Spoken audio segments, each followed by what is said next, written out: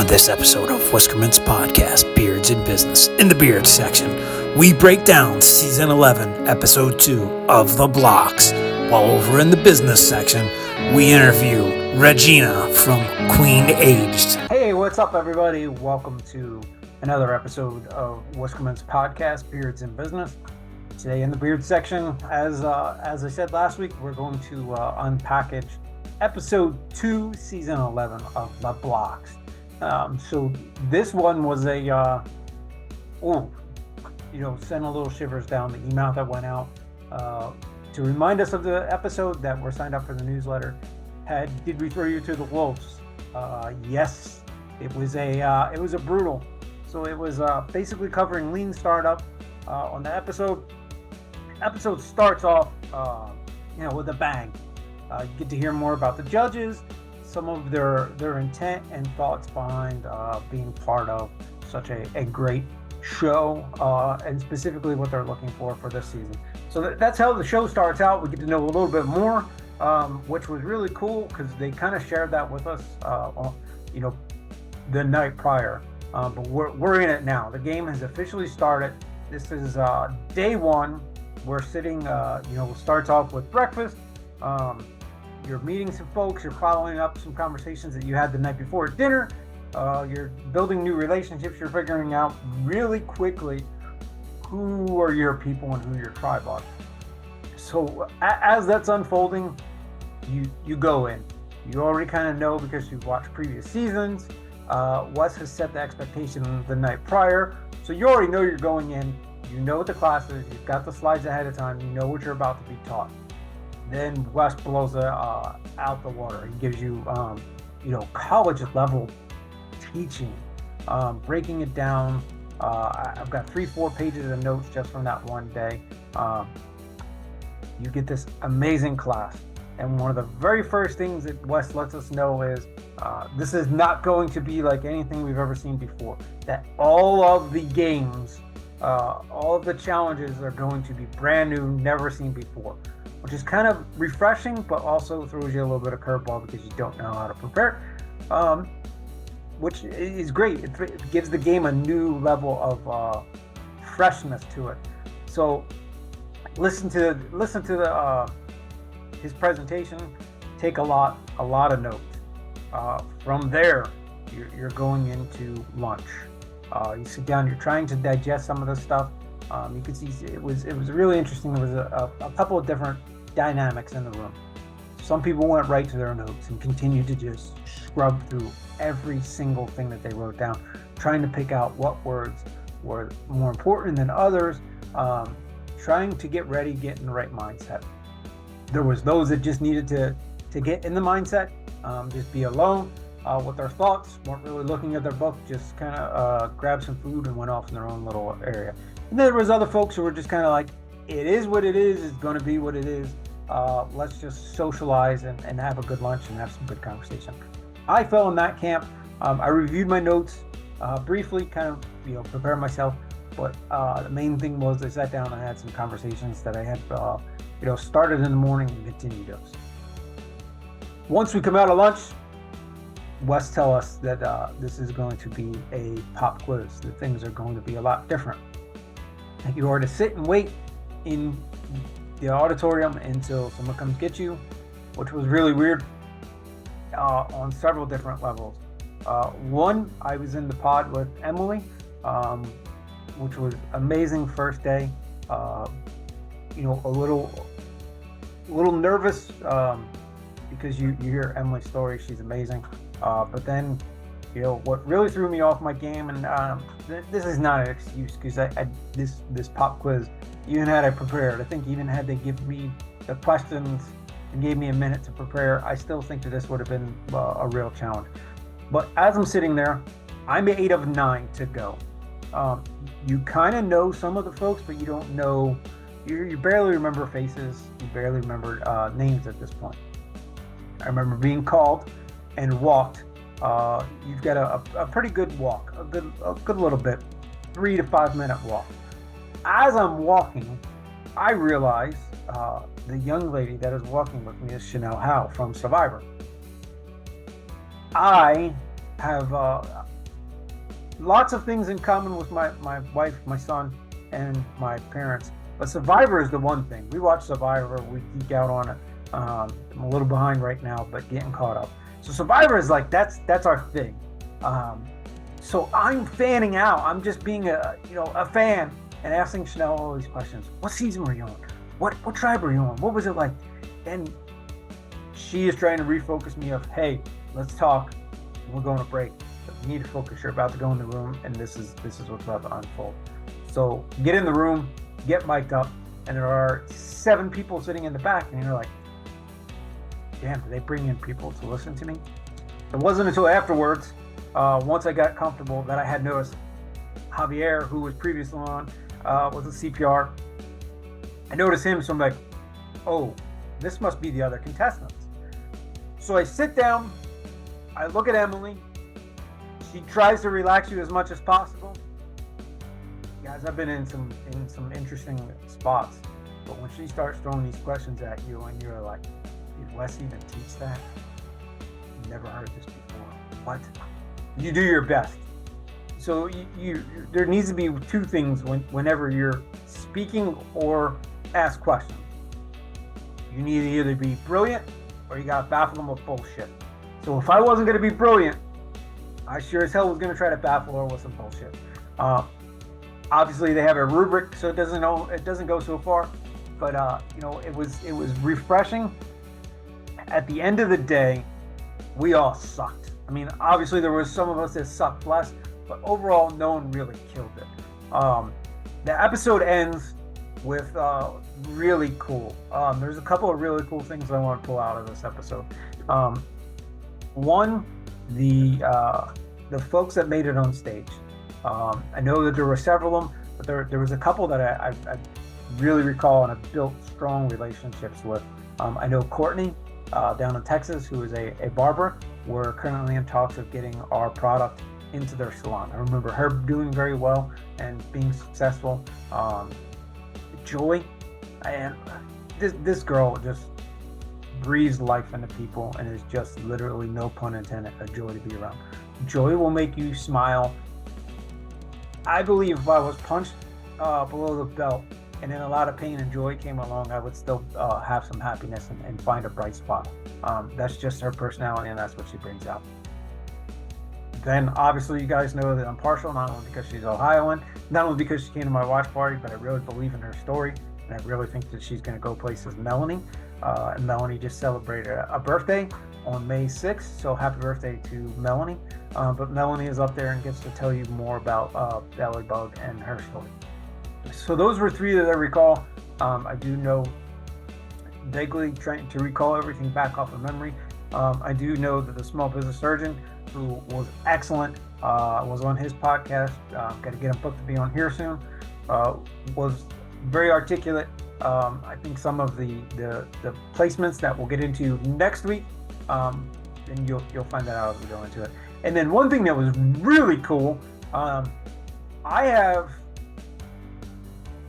told you guys the Blocks is such an amazing network. Well, when I said that I was going to start doing this, folks hit my inbox right away. Boom, let me get on. So I have a bunch of pre-recorded folks that I have gotten recorded, January, February. Here we are in May, and I'm just getting to them.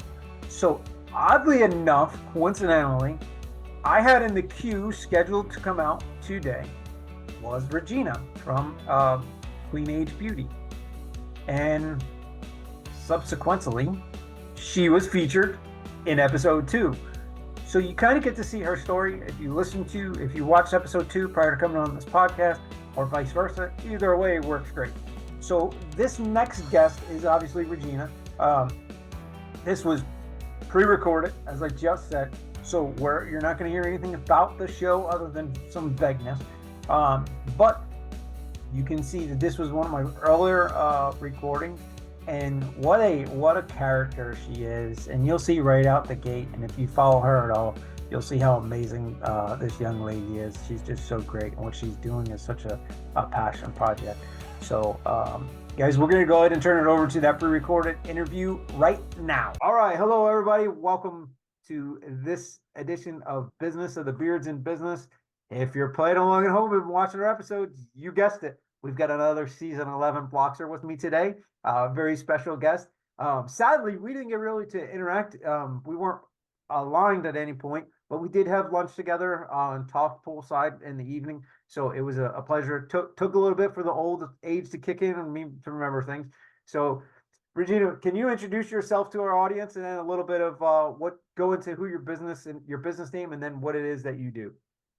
I certainly will. I am Regina Foster, owner and founder of Queen Age, which is a skincare brand that empowers women to embrace the beauty in growing older. So Queen Age. So I know Mhm. we were talking off camera. How did you come up with that name of like all the names? Because it's very unique. And you're clearly portraying the queen as you are sitting in your throne. So how did you come up with that name? I will. And actually, I'm going to put my crowns on because when I'm representing my brand, I want to show up as royalty. So let me get those on really quickly. Okay. But for one, Regina, the name means queen.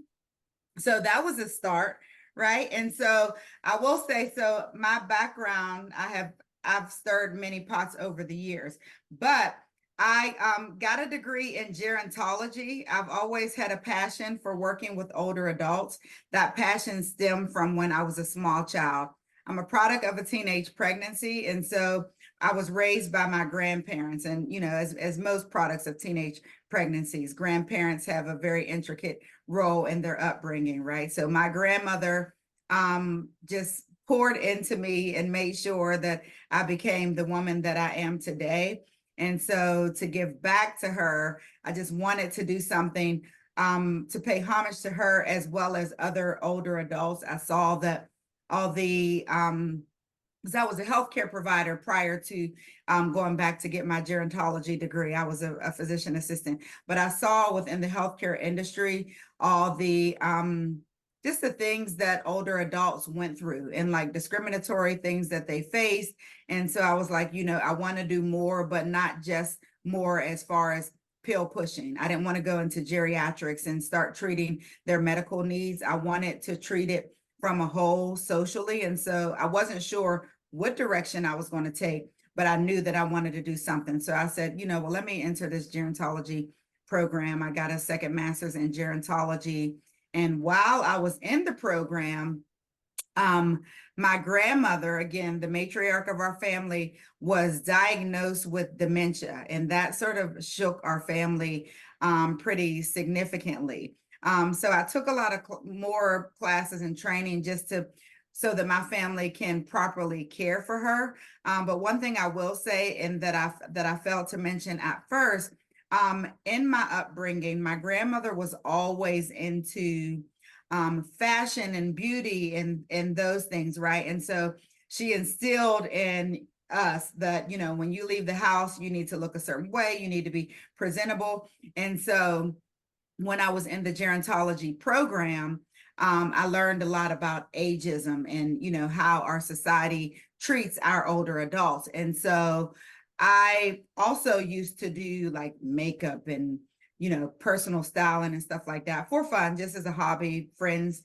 and family. And then eventually I was like, you know what, I'm gonna start charging because people wanted my time all the time, right? And so when I was doing makeup, and I know this sounds like a long story, but I promise you I'm gonna tie it all in. When I was doing makeup, I would find that people would want to know, what products are you using? What are you using on my skin? And I use many different products. And then I started to like sell some products, working for some companies. And I thought, you know what, I really can do this on my own.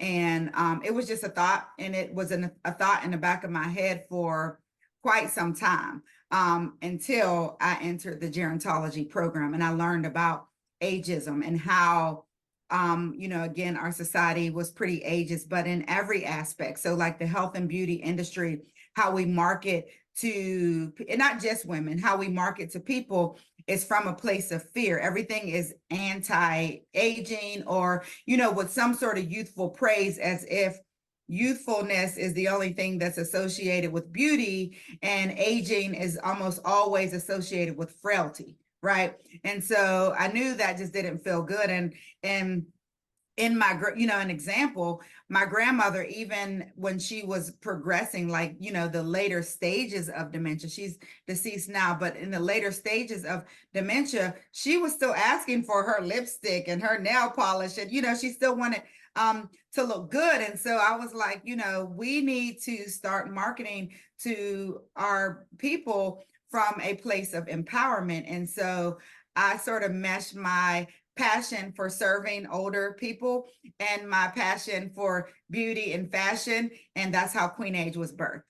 Love it. And that's probably what drew you to want to conversate with me and then be on this podcast, because I'm old and I'm beautiful. You are old and beautiful. And I want to say, I don't remember exactly what you said when we first logged on, but I wouldn't be a gerontologist if I did not tell you the comment. You said something about aging, but we tend to do that. Like, we'll say things like, oh, I had a senior moment, or, oh, in my old age. And, we look at it from a bad place, but aging is really just another stage of life. And with every stage of life, there's progression and decline. But for some reason, when we talk about aging, particularly in our society, it's almost like a bell curve. We get up here and, 50s, maybes, or 40s, and then it's downhill from there, when that's just not true, And so I just wanted to, share that. Oh, that's such a great point, because it is perspective of how you look. Most people, like you said, in our society, look at once they get in their 50s, 60s, they're on the back end of life. Sure. But if we flip that paradigm, that's the point to where kids are definitely out of the house. You're free to do almost anything. You're retired. You're not tied. You're not tied to a job anymore. That should be the prime of our life. Of you're free. You can go do things. You can enjoy life. And And another point I want to make sure that I don't miss. I love the fact that you are embracing your brand. I think there are so many small businesses that will get in their own heads and be like, "Oh, it's gimmicky and it's not." No, you are the business, and I am the business. And I love that. We clearly have that in common. I've got the Whiskerman logo everywhere. If some point I'll get it tattooed on me, but that's so amazing. So you kind of went into the origin story of the grandmother already. So I definitely want to make sure we don't miss. So how can people reach out to you? How can they utilize your services or be in contact with you? Yeah, so several ways. I do have a website, queenagebeauty.com, and that's QUEENAGED beauty, the word spelled out BEAUTY.com. But I'm also on the social media platforms as Queen Age Beauty. If people are on Facebook, I do have a Facebook group. It is for women right now. Maybe we'll open up to men at some point, but it's for 40 plus and fabulous. And so the name of the group is Queen Agers 40 plus and fabulous, because Queen Agers are never anti to a life process that we have been so fortunate to enter. And so that's the name of my group, is Queen Agers. So yeah, follow me.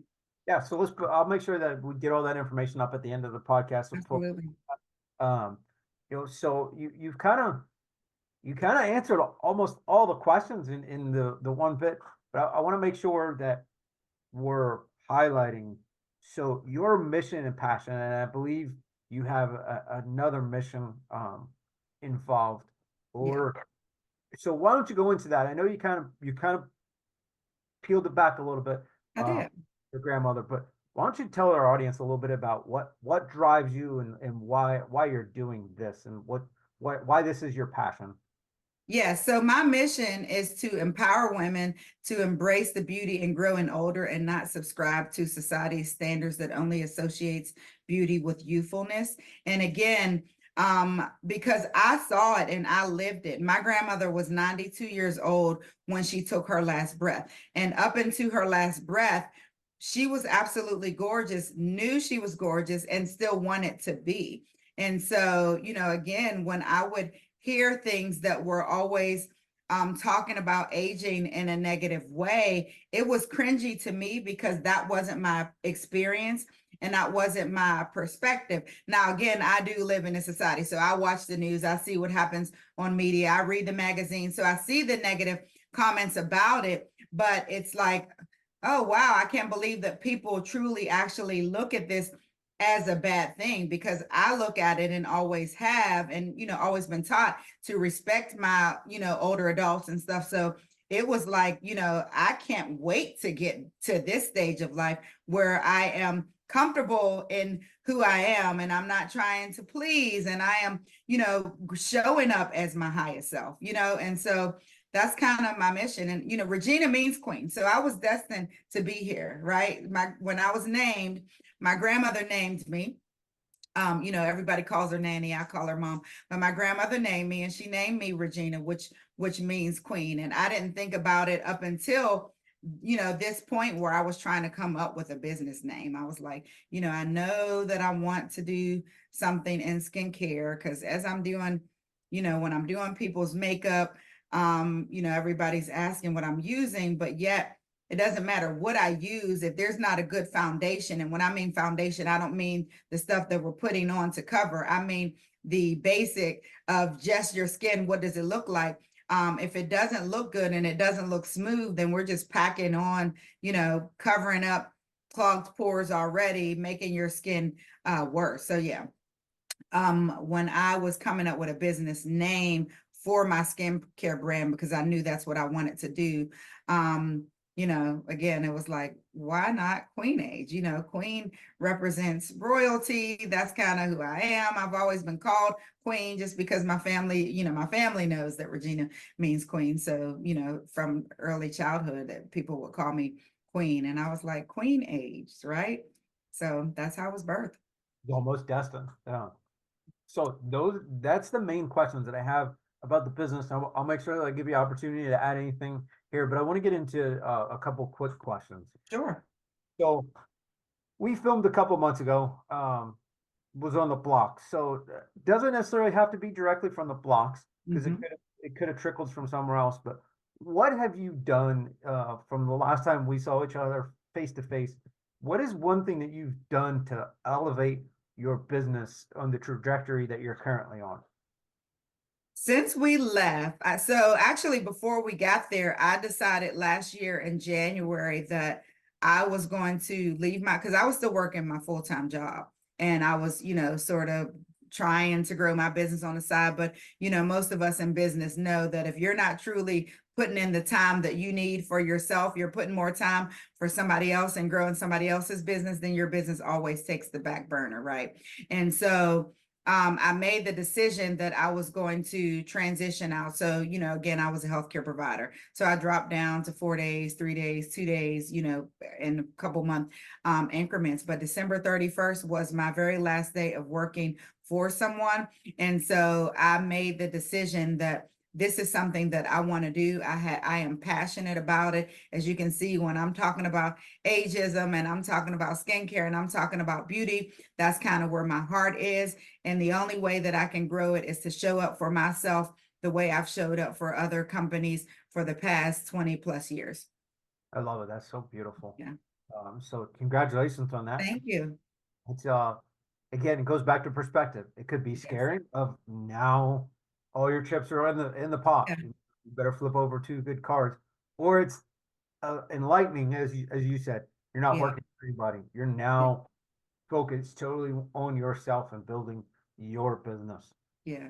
And it can be both, because I feel like, when I first made the decision, it was like, ooh, I said it like I should just leave my job and just really do this. But like there was still, that like, oh, where's my paycheck gonna come, And so I was like, you know what, my why is way more important than this fear that I have, And so I was like, people need, not so much the money, because the money will come. I feel like if you are putting your passion towards what, where your heart is, your customers are going to come to you, right? They're waiting for you.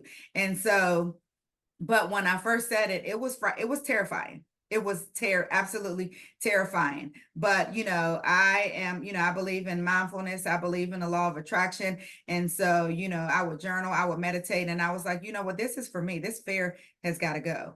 And so, here I am. I'm like, now I am focusing on my why. So whenever, I have a pity party, I have this rule with myself. You get a 15-minute pity party when something is going wrong. And then after that, after the crying, the tears, the quietness, whatever you need to do, you're gonna sit down and you're gonna and work on a solution. And so that's where I am now.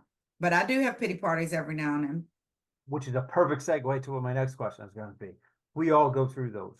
Sure. No journey of any business, I think, in the history of mankind has ever just been plateau, skyrocket, Right. and you have those peaks and valleys and stuff. Mhm. We have those pity parties. Mhm. Small business owners know it more than others, probably daily. So once you come out of that, my next question is, how do you feed yourself to grow, learn from it? In my case, I will listen to audiobooks. I don't necessarily like reading as much anymore because then it ties me down to Mhm. I've got to concentrate to where Yep. we have audiobook in the background and do 20 other different things. So for you, what is it that drives you and helps feed you to move forward and not have that next pity party from that same situation? Yes, I love that. And I also listen to audiobooks. So one of my, we all most of us have some sort of resolution at the top of the year, what we want to do, in this year. And so reading was one of the things I wanted to do more, but I do recognize that reading binds you down to, sitting there in time. And I'm like, I barely can, do homework with my kids. When am I going to find time to read myself? So I too started listening to audiobooks. I mean, like I listened to it in the car, when I used to be on the phone and talking to my girlfriends. Like I gave myself a year and I said, I'm on do not disturb, like permanently. Right. And so I open my phone and when I'm open my phone, I'm looking for something specifically. If I'm going on social media, I'm going on social media for business stuff only. Like I'm in my, my business groups, my networking group, I'm posting only content about what I have going on. And so, yeah, that's kind of what keeps me grounded. So after I've had my pity party, like I said, I'm into mindfulness. So I may go and meditate for a little bit, depends on how much time I have. Like I can literally meditate for an hour if I need to, but if I only got 5 minutes, I'm doing that. Whatever I need to do to get quiet, get centered, get clear. Sometimes I write down what those thoughts are, like what's showing up for me. Like, why am I, is this fear? Is this frustration? Is this guilt? Because I'm a mom, I'm a wife. I have many of hats that I wear, many crowns. Many crowns that I put on. And so, you deal with guilt of not, like if I'm showing up 100% here, then somebody's not getting me, And so I start dealing with those things. But the only way that I get it together is when I get back grounded. Like, okay, listen, have it, again, however long it's going to take, but I don't give myself any more than 15 minutes. I'll set an alarm. Like if I know I'm get ready, and not that I don't deal with my emotions, because I do, I'm emotionally intelligent. I know how to work through things, but I know that I can't stay there. You know what I mean? When I'm upset, when I'm sad, when I'm angry, I cannot stay there because that's not how you grow. And so set You're my alarm, cry for those 15 minutes or, yell for those 15 minutes. And then it's like, okay, now let's sit down and let's talk about a solution. what you just described, you're a Navy SEAL of discipline. I mean, to do that, I envy that. I wish I could just pick up the phone and go, I need to just go do this and not look at anything else on social media. Next thing Mhm. you know, I see something, Jason Kelsey celebrating a Oh, touch, yeah. and then I'm sucked in. And Yep. then 20, 30 minutes, I'm like, what I just accomplished. So Yes. that is amazing. It's So new for me though.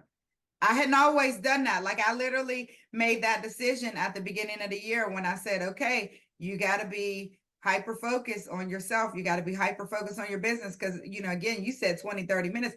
I would get on there and be on there a couple hours. And I'm like, where did the time go?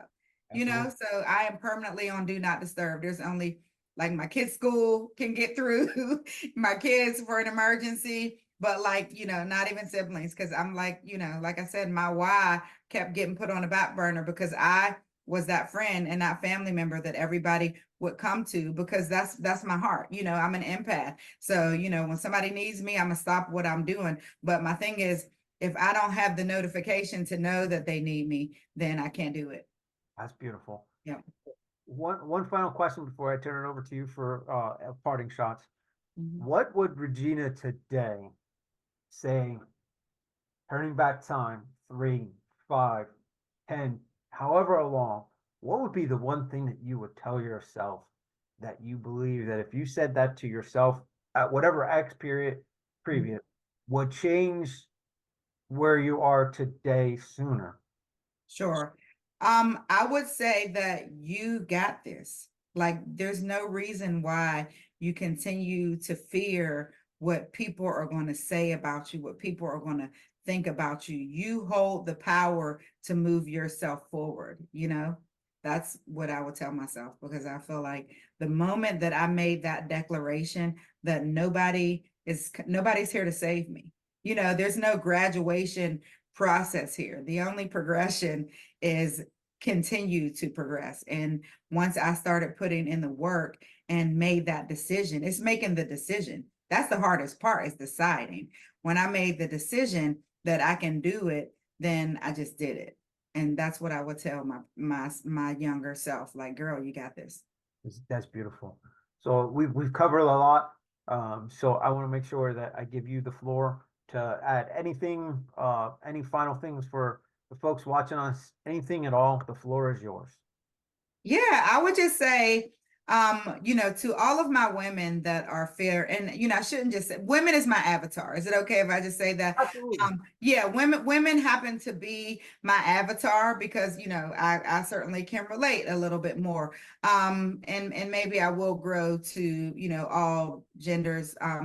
But I would say that you are beautiful, and you are as beautiful as you feel. And so if you allow others to project, their own fears and their own insecurities on you, then you'll always feel bad and feel guilty. So show up. Your ego is there to sort of keep you comfortable, keep you safe. But if you show up as your highest self, then there's nothing that can stop you. And so, like I said, I just want to empower us to embrace the process of where we are. There's no such thing as 50 years young. You're 50 years old, and old is a neutral word. It's not it's not a bad thing. You didn't say you were, you never said you were 21 years young, or you never said, I'm introducing my 2-year young child, right? It's only when we get to this place of fear that we feel we need to say the opposite, because we feel like saying old is bad. Old is neutral. Old is growing. And just show up. Yeah, it's beautiful. And I think 100% I would agree with you. Your market is primarily women. Can men benefit from what you're doing? Absolutely. So it's not just like in my case. I'm a beard company, so men are my primary target audience.